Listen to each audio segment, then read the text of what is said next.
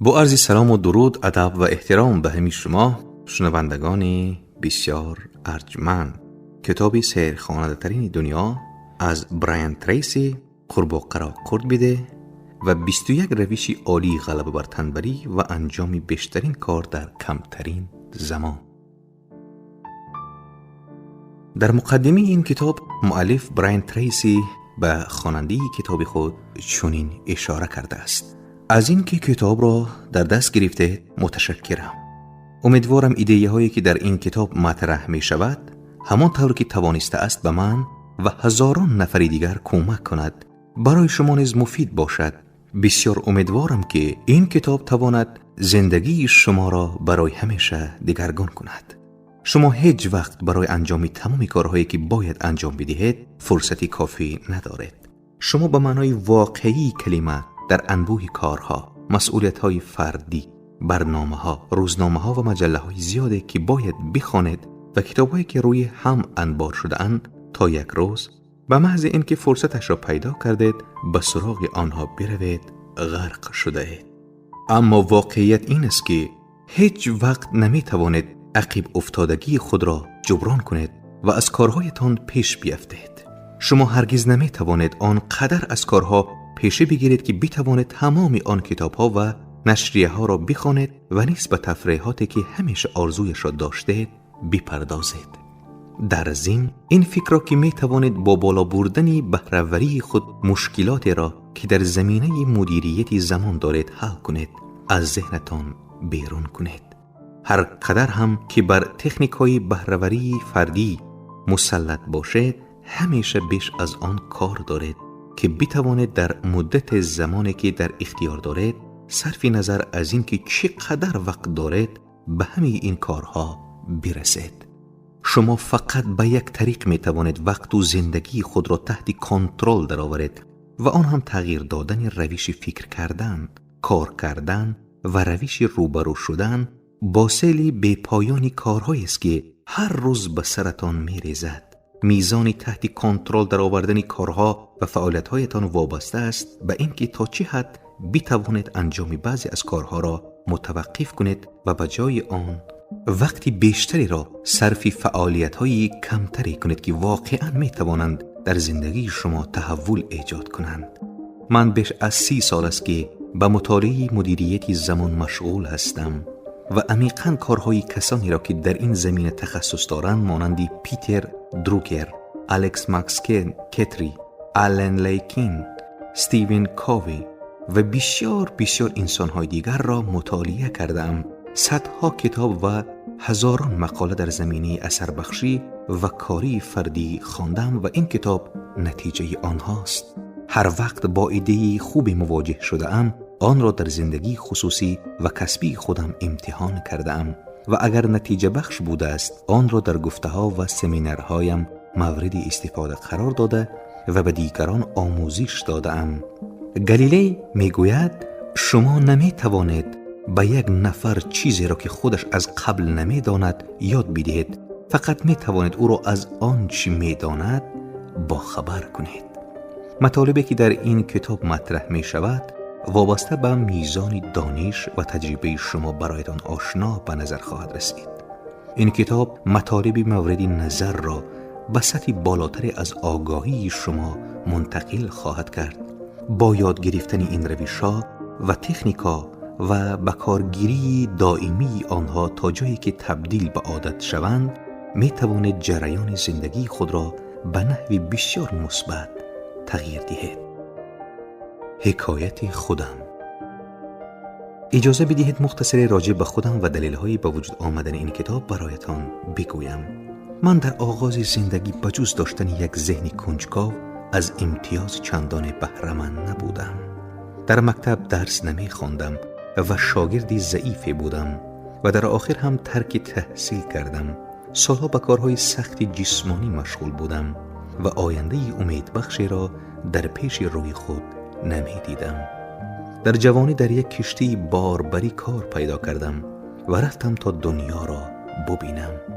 به مدت 8 سال سفر کردم، کار کردم و باز هم سفر کردم تا اینکه در نهایت بیش از 80 کشور دنیا را در 5 قطعه جهان دیدم.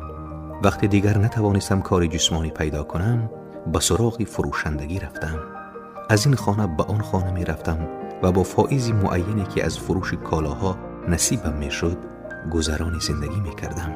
مدتها درگیر فروش جنسای مختلف بودم تا اینکه یک روز به اطرافم نگاه کردم و از خودم پرسیدم چه طور است که دیگران از من موفق ترند. آن وقت دست به کار دیگری زدم که زندگی مرا از این رو به آن رو کرد.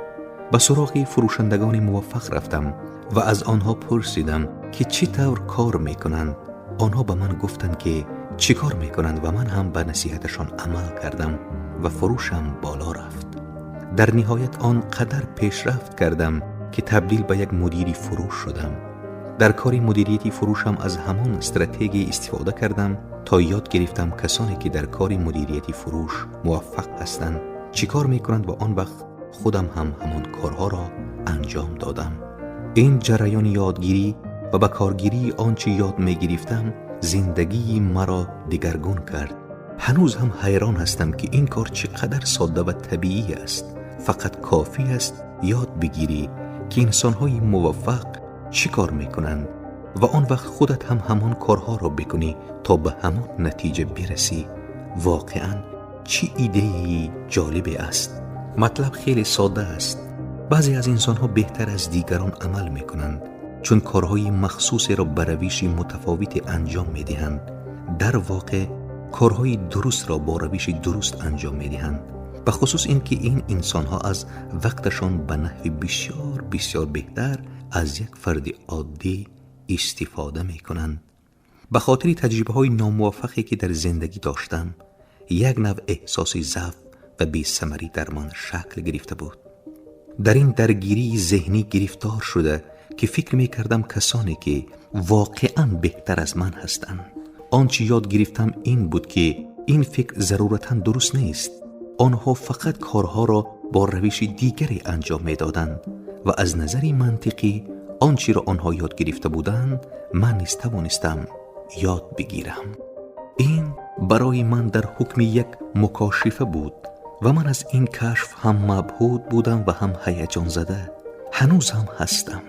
فهمیدم که می توانم زندگی خودم را تغییر دهم و می توانم تقریباً به هر حرف برای خودم تعیین کنم برسم، به شرط آن که ببینم کسانی که در این زمینه موفق هستند چی می کنند و سپس خودم همان کارها را انجام دهم تا نهایتاً به همان نتیجه هایی که آنها به دست آورده اند برسم.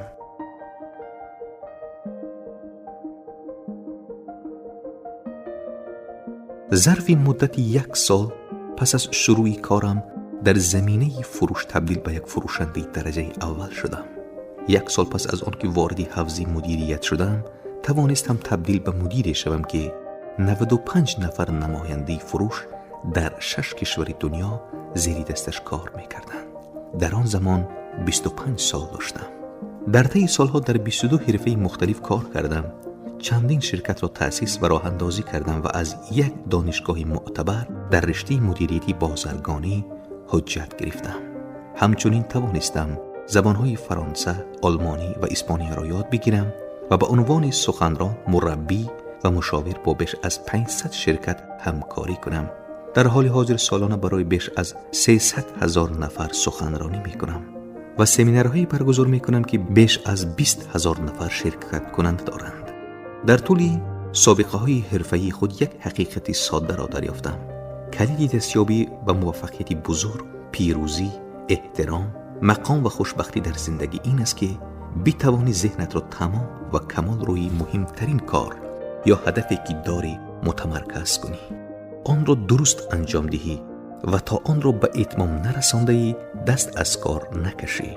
همین بینش کلید است که دل و روح این کتاب را تشکیل می دهد. این کتاب برای این نوشته شده است که به شما نشان بدهد چه طور در کارهایتان زودتر پیش بروید. روش‌هایی که در زیر می‌خوانید شامل 21 اصل است که در مجموع قدرتمندترین اصول است که تاکنون در زمینه کارایی فردی کشف کرده‌ام. روش‌ها، تکنیک‌ها و استراتژی‌هایی که ارائه می‌شوند کاربردی، اثبات شده و زود تأثیر کننده هستند. برای صرفه‌جویی در وقت از توضیحات گوناگون روانشناسی و عاطفی در مورد تنبلی و ضعف در مدیریت زمان خودداری شده است. در اینجا از مقدمه چینی‌های طولانی در مورد بحث‌های نظری و اصول و روش تحقیق خبری نیست. آنچه در اینجا می‌آموزد اعمال مشخص است که می‌توانید آنها را بلا فاصله به کار بگیرید تا در کار خود به نتیجه‌های بهتر و زودتر دست پیدا کنید. هر ایده‌ای که در این کتاب عنوان می شود روی بالا بردن سطحی کلی بهره‌وری، عملکرد و بازدهی کاری شما متمرکز شده است تا ارزش و اعتبار شما را در هر کاری که می کنید بیشتر کند. شما می توانید بسیاری از این ایده ها را در زندگی خصوصی خود نیز به کار بگیرید. هر کدام از این روش ها و تکنیک های 21 گانه با خودی خود کامل بوده و همگی ضروری هستند. یک استراتژی ممکن است در موفقیت در یک کار مؤثر باشد و یک استراتژی دیگر را می توان برای کار دیگر استفاده کرد. روی هم رفته این ایده های 21 گانه در مورد کارایی فردی مثل غذاهای آماده هستند که می توان آنها را در هر زمان و به ترتیب اهمیتی که در شرایط کنونی برای ما دارد به طور دلخواه مورد استفاده قرار داد. کلید موفقیت عمل کردن است. این اصول برای رسیدن به پیشرفت‌ها و نتیجه‌های زود و قابل پیش‌بینی نتیجه بخش هستند. هر چقدر زودتر آنها را یاد بگیرید و به کار ببندید، بیشک در حرفه خود زودتر پیشرفت خواهد کرد. هیچ محدودیتی در مورد آنچه می توانید انجام بدهید وجود نخواهد داشت، به شرطی که یاد بگیرید چطور قرب را قورت بدهید. براین تریسی، سولانا بیچ، کالیفرنیا.